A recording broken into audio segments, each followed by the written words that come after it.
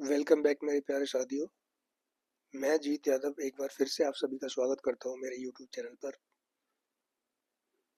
हमारा पिछला चैप्टर था भारत में यूरोपीय कंपनियों का आगमन, जिसको हमने पिछले चैप्टर में 3 पार्ट में हमने डिवाइड करके पढ़ाया था। आई होप कि आप सभी को अच्छे से याद हो गया होगा। और हमने एक उसका अलग से एक वीडियो और बनाया था, ऑब्जेक्टिव टाइप क्वेश्चंस या वन लाइनर्स, जिससे आपके सारे डाउट्स क्लियर हो गए होंगे। आधुनिक भारत की इस सीरीज में हमारा अगला चैप्टर है बंगाल में ब्रिटिश शक्ति का उदय। जैसा कि हमने देखा था कि जो मेन कंपनीज थी, यूरोपीय कंपनीज, वो थी पुर्तगाली, डच, अंग्रेज और फ्रांसीसी, जिनमें मेन जो कंपनी थी ब्रिटिश ईस्ट इंडिया कंपनी, जिसका भारत में प्रभुत्व रहा। ये सभी कंपनियां भारत में ट्रेड के लिए आई थी, एक व्यापार करना था इनको, उसकी वजह से आई थी। लेकिन धीरे धीरे करके इनकी जो राजनीतिक महत्वाकांक्षा थी वो बढ़ने लगी भारत में, और इसके कई सारे कारण हैं जिसकी वजह से इन्हें इसमें काफ़ी हद तक सफलता प्राप्त हुई। वो सबसे बड़ा कारण है कि जब भारत में ईस्ट इंडिया कंपनी का प्रभुत्व स्थापित हुआ, उससे पहले भारत पर जो शासन था वो था मुगलों का। तो मुगलों की जो स्थिति वो धीरे धीरे करके मुगलों का पतन होना स्टार्ट हो गया। आफ्टर औरंगजेब, मुगलों की जो शक्ति थी उसमें काफ़ी गिरावट आई और धीरे धीरे करके मुगल साम्राज्य का पतन हो गया। हिस्ट्री को जितना ज़्यादा आप स्टोरीज के माध्यम से पढ़ेंगे उतना ज़्यादा अच्छा रहेगा। इस चैप्टर में सबसे पहले हम कुछ बुलेट्स पॉइंट देखेंगे एंड देन उसके बाद में एक स्टोरी के माध्यम से इस चैप्टर को कवर करेंगे। Rise of British power in Bengal. Bengal में जो ईस्ट इंडिया कंपनी थी उसकी राजनीतिक जो शक्ति थी उसका उदय कैसे हुआ। तो 18वीं शताब्दी में ईस्ट इंडिया कंपनी का प्रभाव बढ़ने लगा। क्यों? क्योंकि उधर मराठों की मुगलों की जो सत्ताधारी थे, जो मुगलों के बादशाह थे, जो शासन में थे, उनकी शक्ति धीरे धीरे शक्ति का पतन होता गया। और बंगाल उस समय भारत का सबसे समृद्ध प्रांत था।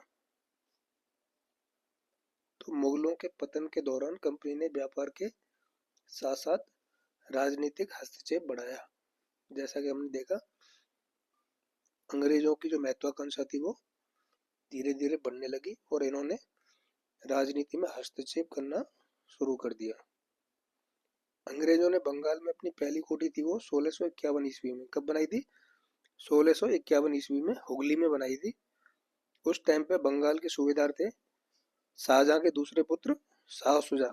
शाहजहां के दूसरे पुत्र शाह सुजा उस टाइम पे बंगाल के सूबेदार हुआ करते थे। उनकी अनुमति से इन्होंने पहली कोठी बनाई 1651 ईस्वी में हुगली में। और उसी वर्ष 1651 ईस्वी में ही जो राजवंश की एक स्त्री थी उसकी डॉक्टर बॉटन के द्वारा चिकित्सा करने पर अंग्रेजों को उस खुशी में 3000 रुपये वार्षिक में 3000 रुपये वार्षिक में बंगाल, बिहार और उड़ीसा में मुक्त व्यापार करने की अनुमति दे दी गई। किसके द्वारा? सूबेदार शाह सुजा के द्वारा। नेक्स्ट जो मेन पॉइंट है वो 1698 ईस्वी में उस टाइम पे सूबेदार थे अजीम उस्सान। उन्होंने क्या किया कि कलकत्ता की जमींदारी दे दी इनको, अंग्रेजों को, जिसके बदले उन्हें केवल 1200 रुपये पुराने मालिकों को देने थे। ओनली 1200 रुपये हर साल उन्हें पुराने मालिकों को देने थे। कलकत्ता जो था वो था सुल्तानती, कालीघाट और गोविंदपुर, इन तीनों को मिला के कलकत्ता बसाया हुआ था। तो इसमें कई बार क्वेश्चन आता है कि कलकत्ता किन शहरों से मिलाकर बनाया गया था। तो गोविंदपुर, कालीघाट और सुल्तानुद्दीन। इसके अलावा अगर कोई चौथा ऑप्शन है तो वो नहीं होगा।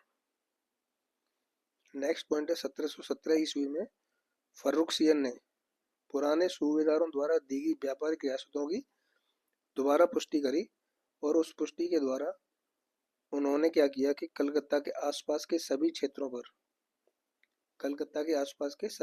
को किराए पे लेने की अनुमति दे दी अंग्रेजों को। अंग्रेज धीरे धीरे इनके फेवरेट्स होते गए और छोटी मोटी जो चिकित्सा थी या फिर है ना अपना प्रभुत्व धीरे धीरे उन्होंने बढ़ाते गए और राजनीतिक में हस्तक्षेप करके धीरे धीरे इन्होंने बंगाल पे कब्जा करना शुरू कर दिया। जैसा कि हम देख सकते हैं कि पहले इन्होंने कलकत्ता के आसपास की जमीनों को किराए पे लेने की अनुमति मिलती गई और ये अपना प्रभुत्व स्थापित करते गए। देन 1741 ईस्वी में बिहार का नायब सूबेदार अलीवर्दी खां, कौन? अलीवर्दी खां, बिहार, बंगाल और उड़ीसा के नायब सूबेदार सरफराज खान से विद्रोह करके उसे युद्ध में मारकर समस्त प्रदेश का नवाब बन गया। तो नवाब कौन बना 1741 में? अलीवर्दी खां। 1741 में बिहार का नायब सूबेदार था और उसने क्या किया कि उड़ीसा के नायब सरफराज खान से विद्रोह कर उसे युद्ध में मारकर समस्त प्रदेश का नवाब बन गया अलीवर्दी खां। अलीवर्दी खां ने अपनी स्थिति को सुदृढ़ करने के लिए सम्राट मोहम्मद शाह, मुगल सम्राट से कुछ धन के बदले एक पुष्टि पत्र प्राप्त कर लिया। लेकिन जो मराठा थे, साउथ से मराठों ने आक्रमणों से उन्होंने हर जगह अपने आक्रमण करना शुरू कर दिए, जिसकी वजह से अलीवर्दी खां के जो 15 साल थे, बाकी बचे हुए 15 साल उनसे युद्ध करने में ही व्यतीत हो गए। हालांकि अलीवर्दी खान ने अपनी तरफ से पूरी कोशिश करी, लेकिन वो अंग्रेजों को रोक नहीं पाया। अलीवर्दी खां का एक वक्तव्य है जो कई बार क्वेश्चन आता है कि किसने ये कथन दिया था, किसका ये कथन है? अलीवर्दी खान ने यूरोपियों को मधुमक्खियों की उपमा दी थी। तो उसका कथन था कि यदि उन्हें न छेड़ा जाए तो वह शहद देंगी और अगर छेड़ा जाए तो वह काट काट के मार डालेंगी। ये किसका कथन है? अलीवर्दी खां का। और जल्दी ही यह भविष्यवाणी सत्य होगी जो हम आगे देखेंगे कि कैसे प्लासी का युद्ध हुआ और उसके बाद बक्सर का युद्ध हुआ और धीरे धीरे करके अंग्रेजों ने पूरे भारत पर अपना प्रभुत्व स्थापित किया। 9 अप्रैल 1756 को अलीवर्दी खां की मृत्यु होगी। 9 अप्रैल 1756 को अलीवर्दी खां की मृत्यु होगी और उसका दोहित्र सिराजुद्दौला उसका उत्तराधिकारी बना। कौन उत्तराधिकारी बना अलीवर्दी खां के बाद में? तो सिराजुद्दौला। तो जब सिराजुद्दौला बंगाल का नवाब बना, उस टाइम पे केवल अंग्रेजी उसके विरोधी नहीं थे, उसको है ना उसके प्रतिद्वंदी कई सारे थे। जैसे पूर्णिया के नवाब थे शौकत जंग, उसकी मौसी थी घसीटी बेगम, और इनके साथ साथ में उसको अंग्रेजों से भी निपटना था। उधर अंग्रेजों ने फोर्ट विलियम की किलाबंदी करना शुरू कर दी और उस पर है ना किलाबंदी करके तोपें चढ़ाने की तैयारी कर दी। तो सिराजुद्दौला के लिए इतना आसान नहीं था, क्योंकि अंग्रेजों ने जो उसकी मौसी थी घसीटी बेगम उसको प्रत्यक्ष रूप से समर्थन दिया तथा बंगाल के भगवानों को शरण भी दी। और जब सिराजुद्दौला ने इसको रोकने की कोशिश करी तो उन्होंने काफ़ी ज़्यादा टाल मटोल करी और सिराजुद्दौला ने देखा कि उसकी आज्ञा का उसके राज्य में ही उल्लंघन हो रहा है, तो उसने अंग्रेजों के विरुद्ध क्या किया? अभियान शुरू कर दिया। यहाँ पे एक अंग्रेज थे फिलिप वुडरफ का एक कथन था कि नवाब का फोर्ट विलियम पर आक्रमण करने का उद्देश्य लूटमार करना था। तो ऐसा नहीं था, ये पूरी तरह से गलत था। जो सिराजुद्दौला उस टाइम पे बंगाल का नवाब था, उसका उद्देश्य लूटमार करना नहीं था। उसका उद्देश्य था कि अंग्रेजों ने जो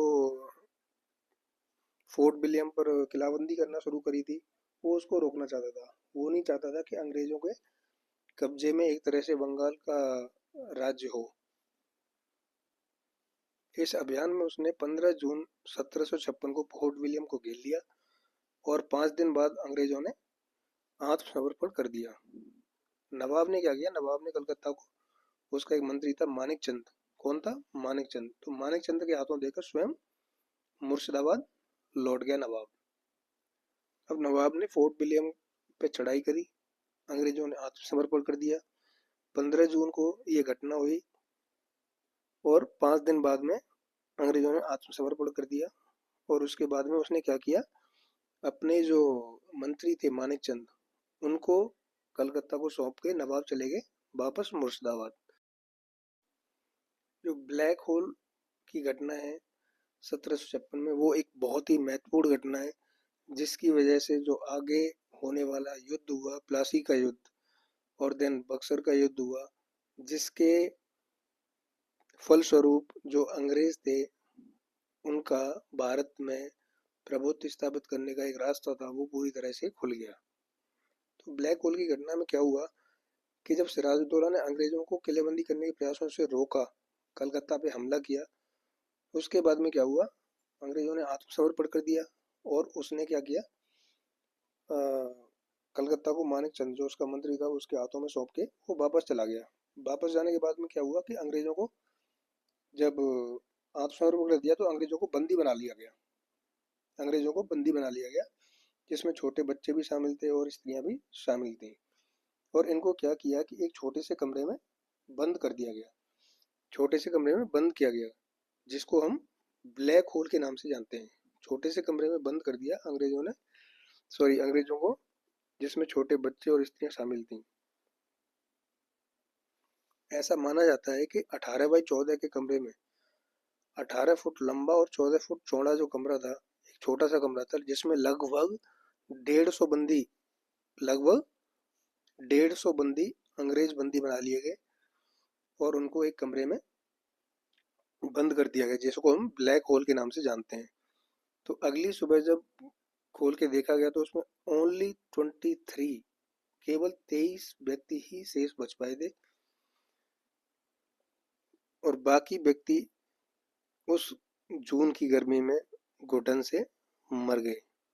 हालांकि ये संख्याएं हैं वो कंफर्म नहीं है, ये जो संख्याएं हैं वो विवादित हैं, कई जगह इन संख्याओं में डिफरेंस देखा जा सकता है, बट ऐसा माना जाता है कि लगभग 150 बंदी बनाए गए थे अंग्रेज, जिसमें केवल 23 व्यक्ति ही शेष बचे थे। और इस ब्लैक होल की घटना के लिए सिराजुद्दौला को इसका उत्तरदायी माना जाता है।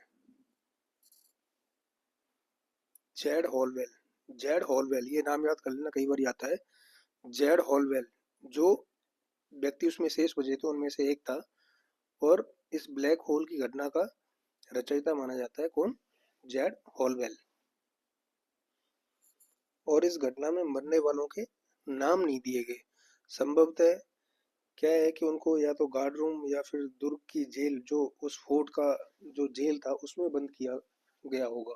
और दूसरा क्या है कि इसमें जो बंदी बनाए गए थे, इन बंदियों को किसी छोटे अधिकारी ने ही बंद किया होगा, इसलिए नवाब इसके लिए उत्तरदायी नहीं हो सकता है ना।